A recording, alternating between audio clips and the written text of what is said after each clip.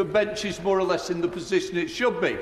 Right, we now come to the statement. Secretary of State for Defence, John Healey. Thank you, Mr. Speaker. With permission, I would like to make a statement on the Strategic Defence Review, and I have laid the full 130-page review report first before this House. I'm grateful to be able to do so. I'm grateful to be able to make this statement, Mr. Speaker, on the first day back from recess. Mr. Speaker, the world has changed. We must respond. The SDR is our plan for change for defence, a plan to meet the threats we face, a plan to step up on European security and lead in NATO, a plan that learns the lessons from Ukraine, a plan to seize the defence dividend from our record increase in defence investment to boost jobs and growth throughout the United Kingdom, and a plan to put the men and women of our armed forces at the heart of our defence plans. Better pay, better kit, better housing. Through the SDR, we will make our armed forces stronger and the British people safer.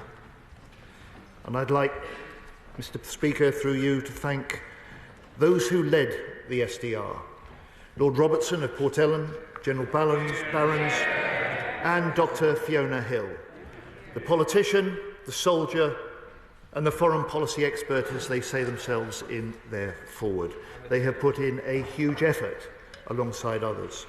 This is a first-of-its-kind, externally led review, a process in which we received 8,000 submissions from experts, individuals, organisations and MPs from across the House, including the Shadow Defence Secretary. I thank them all, and I thank those in the MOD who have contributed to this SDR. This is not just the government's review, it is Britain's defence review. And so the government endorses the SDR's vision, accepts its 62 recommendations, which will be implemented.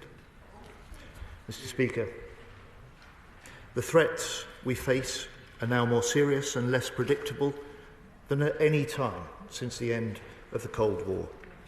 We face war in Europe, growing Russian aggression, new nuclear risks and daily cyber attacks at home. Our adversaries are working more in alliance with one another, while technology is changing the way war is fought. We are in a new era of threat, which demands a new era for UK defence. And Mr. Speaker, since the general election, we have demonstrated that we are a government dedicated to delivering for defence, committing the largest sustained increase in defence spending since the end of the Cold War. £5 billion extra this year, 2.5% of GDP in 2027, the ambition to hit 3% in the next Parliament. But, Mr. Speaker, there can be no investment without reform. And so we are already driving also the deepest reforms to defence in 50 years. And these will ensure clearer responsibilities, better delivery, stronger budget control, and new efficiencies worth £6 billion in this Parliament. Money, all of which will be reinvested directly into defence. Mr. Speaker, our armed forces will always do what's needed to keep the nation safe, 24/7 in more than 50 countries around the world. But in a more dangerous world, the SDR confirms that we must move to warfighting readiness. Warfighting readiness means stronger deterrence. We need stronger deterrence to avoid the huge costs, human and economic, that wars create. And we prevent wars by being strong enough to fight and win them. And that is what has made NATO the most successful defence alliance in history over the last 75 years. So, Mr. Speaker, we will establish a new hybrid navy by building Dreadnought, AUKUS submarines, cutting-edge warships and new autonomous vessels. Our carriers will carry the first hybrid air wings in Europe. We will develop the next generation RAF with F-35s, upgraded Typhoons, 6th-gen GCAP and autonomous fighters to defend Britain's skies and to be able to strike anywhere in the world. And we will make the British Army 10 times more lethal by combining future technology of drones, autonomy and AI with the heavy metal of tanks and artillery.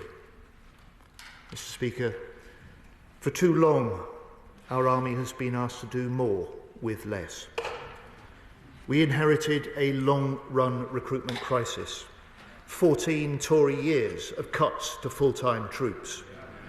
Reversing this decline will take time, but we are acting to stem the loss now and aiming to increase the British Army to at least 76,000 full-time soldiers in the next Parliament. Mr. Speaker, for the first time in a generation, we are a government who want the number of regular soldiers to rise. And on Homeland, Mr. Speaker, this is a government that will protect our island home. We'll do so by committing £1 billion in new funding to Homeland air and missile defences, by creating a new cyber command to defend Britain in the grey zone, and by preparing legislation to improve defence readiness. Mr. Speaker, as Ukraine shows, a country's armed forces are only as strong as the industry that stands behind them. So this SDR begins a new partnership with industry, with innovators and with investors. We will make defence an engine for growth. An engine for growth to create jobs and increase prosperity in every nation and every region of the UK. Take our nuclear enterprise. We will commit £15 billion in investment into the Sovereign Warhead programme in this Parliament, supporting over 9,000 jobs. We will establish continuous submarine production through investments in Barrow and in Derby that will allow us to produce a submarine every 18 months, allowing us to grow our nuclear-attacked submarine fleet to up to 12 submarines, supporting more than 20,000 jobs. And on munitions, we will invest £6 billion in this Parliament, including for 6 new munitions factories and up to 7,000 new long-range weapons, supporting nearly 2,000 jobs. Mr. Speaker, the lives of workers in Barrow or Derby or Govan, where I was with the Prime Minister this morning, are being transformed not just by this defence investment, but by the pride and purpose that comes with work, that comes with defence work. And in the coming years, more communities and more working people will benefit from the defence dividend that this brings. And Mr. Speaker, Ukraine also tells us that whoever gets new technology into the hands of their armed forces fastest will have the advantage. So we will place Britain at the leading edge of innovation in NATO. We will double investment into autonomous systems this Parliament. We will invest more than £1 billion to integrate our armed forces through a new digital targeting web, and we will finance a £400 million UK Defence Innovation Organisation. And Mr. Speaker, to ensure that Britain gains the maximum benefit from what we invent and what we produce in this country, we will create a new Defence Exports Office in the MOD, driving exports to our allies and driving growth at home. Mr. Speaker, the SDR sets a new vision, a new framework for defence investment. The work to confirm a new defence investment plan, superseding the last government's defence equipment plan, will be completed in the autumn. It will ensure our frontline forces get what they need when they need it. The plan will be deliverable, it will be affordable, it will consider infrastructure alongside capabilities, it will seize the opportunities of advanced tech, and it will seize the opportunities to grow the British economy. And Mr. Speaker, as we lose the national service generation, fewer families across this country have a direct connection to the armed forces. And so we must do more to reconnect the nation with those who defend us. And so, as the SDR recommends, we will increase the number of cadets by 30%. We will introduce a voluntary gap year scheme for school and college leavers, and we will develop a new strategic reserve by 2030. And Mr. Speaker, we must also renew the nation's contract with those who serve.